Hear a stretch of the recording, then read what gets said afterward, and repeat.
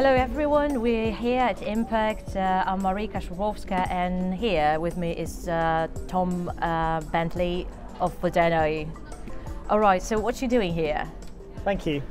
So we're here talking about embedded finance as part of the conference. Okay. So we've got a few of our team here sort of mingling, enjoying, being at an event post-COVID. It's brilliant, isn't it? Yeah. Do you enjoy?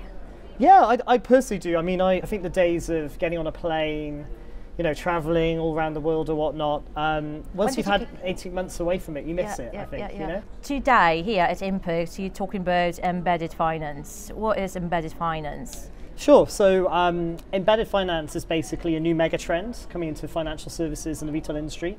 So basically what that is, it's the ability for companies, e-commerce platforms, even banks themselves to embed financial services into their customer journeys. Let me give you an example. So, if you take Starbucks, they now have wallets where you can sort of preload money to make payments and obviously get loyalty for free coffees and so forth. So that's a perfect example of actually Starbucks embedding, the ability to hold money and make payments.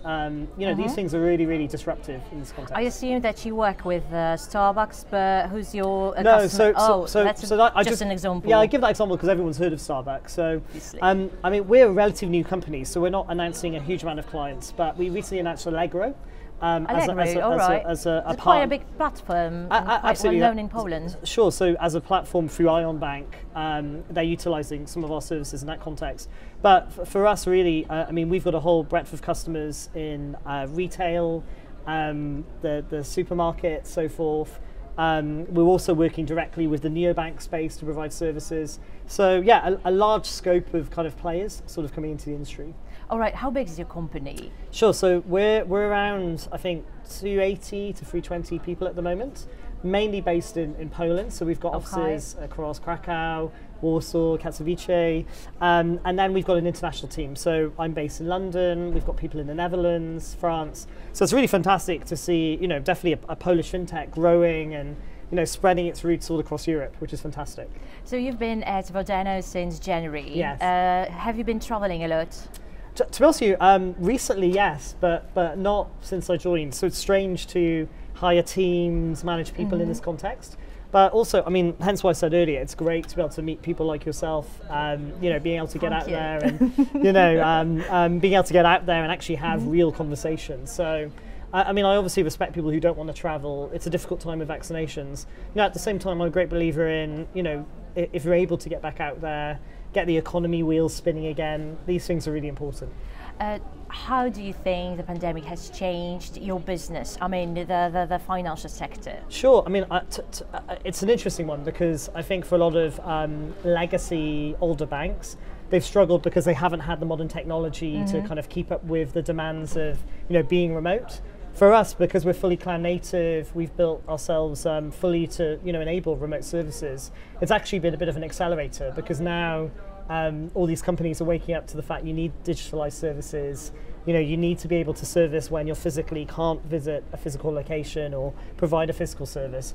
And obviously in financial services, as a regulated industry, you've got to really think carefully about how that data is managed, how those interactions take place. All right, and what do you think is the next step? What is coming?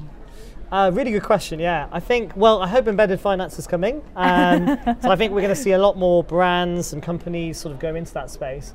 But I also talked a lot on stage, for example, about open banking, so the sharing of data. So the fact, the more that customers trust these brands to share data, the more you can provide, contextual advice. So you can help someone make a decision about insurance, about a lending product, all the way to buying a dress, for example, whether they can afford it. I think those services are going to become more and more prevalent as that data sort of becomes more sophisticated. The insurance sector is a little bit associated with the mundane business, and you're so excited about it. You're talking like you as if you really loved the insurance sector, the financial sector. Is that true? Yeah, I've been in the industry for 10 years now, so I love it because I think it's fundamental part of our lives. We don't like to think about money, we don't like to talk about it, but essentially the younger you save, the easier your life is as you get older. One very bad credit decision can affect 5 to 10 years of your life. And I think, you know, I've recently become a father, I've recently got married. You know, when I think about those life events and sort of how they span out, you know, for me, everything comes back to those things. Because essentially, you know, finance, insurance are really they're the things that kind of tick your life along, if that makes sense. You don't want to be thinking about them all the time, but if there's better ways to improve the way you can interact with those dynamics, I think that's what's really important. All right, what are your plans for tonight? Oh, good question. Yeah, so well, tonight I'm really looking forward to the MasterCard cocktail event that's being hosted here. So it's funny because obviously when you're presenting, you don't get a chance to have these sort of interactions with everyone. So it's going to be really nice to catch up with everyone.